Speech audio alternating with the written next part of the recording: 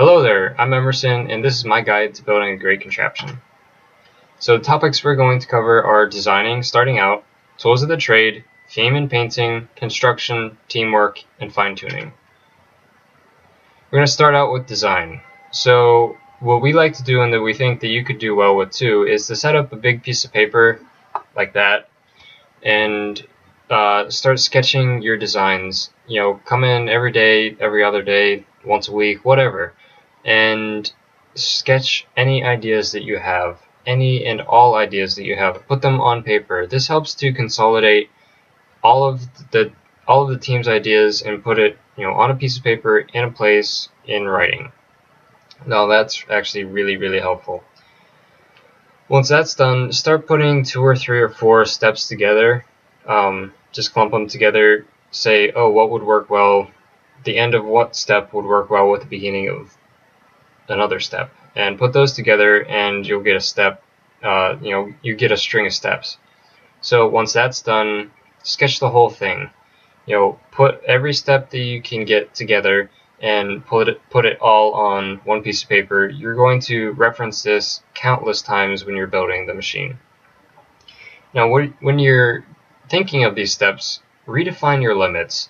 Don't think, oh, what could we do, if we did the same as we did last year. Don't do that. Think, what could we do if we really put our minds to it? Challenge yourselves. The judges love to see when you challenge yourself. Next is tools of the trade. So my favorite tool is the miter saw. That's the one that goes like, it's our most used tool, and it gives a smooth right angle cut. Now, I love this because it's so quick and easy to use. You can just, put your piece of wood on there, cut it, and be done. Blade spins up really fast. It spins down really fast. It's very safe to use, and it's very precise. Next favorite is the drill press. Also very useful. It's used to drill very precise, straight down holes in wood, plastic, or metal, or any material, really. It's very safe and user-friendly. All you have to do is change out the bits and, crank it down so that the drilling head goes down and then back up whenever you pull on a crank. So it drills very nicely. Now the electric drill is just a handheld version of that. You can do angles with it, going sideways, going up and down. You can do a whole lot of things with that. You can put different heads on that so that you can screw in screws as well. It's very safe and easy to use, and you'll find this pretty much in any workshop that you go to. Now the hacksaw. Hacksaw is very specific for what it's supposed to be used for. Its only purpose is to cut through metal, and you're going to hopefully have to use one of these because bits of metal on your project just make it look better. In my opinion, having an entirely wood or plastic machine doesn't look very good.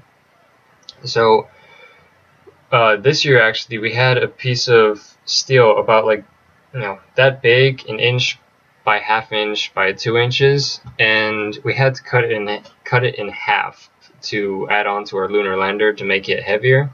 And let me tell you, nothing was going to work except for this. It took about half an hour of just constant going back and forth with this hacksaw of cutting just to get through it. It's very specific. It's pretty intuitive too. You just, it's a saw. That's what you're going to need if you want to cut through metal. Don't try anything else. Another one of my favorite tools is the sander. So sanding is a huge and overlooked part of making a contraption look good. Whenever you sand a piece of wood, it gives it a nice smooth finish, and it makes it, you can cut the corners very nicely. You could round the corners, you can make shapes, you can do whatever you want with the sander basically. And it gives a really polished professional looking air to your machine. Now we use a big disc sander. It's like a foot long or foot in diameter, I think. But there are other options, such as a rotary handheld sander. The one on the left is a disc sander, and that's what we use. You just have your disc sander, and then you have your piece of material, and you can, move your material on the disc sander so that the sander stays in place, the material moves. With the handheld rotary sander, this is for like if you're sanding a 2x4, so you have your big log, and then you have your sander, and you move the sander. And this isn't really as precise, I don't think, as the disc sander, because it's a big circular unwieldy thing that you have to move around, and I prefer the disc sander, but a lot of people don't have that, and the rotary sander is very, very useful in that part as well. So that concludes the first part of this video. Thank you for watching, and I'll see you in the next part.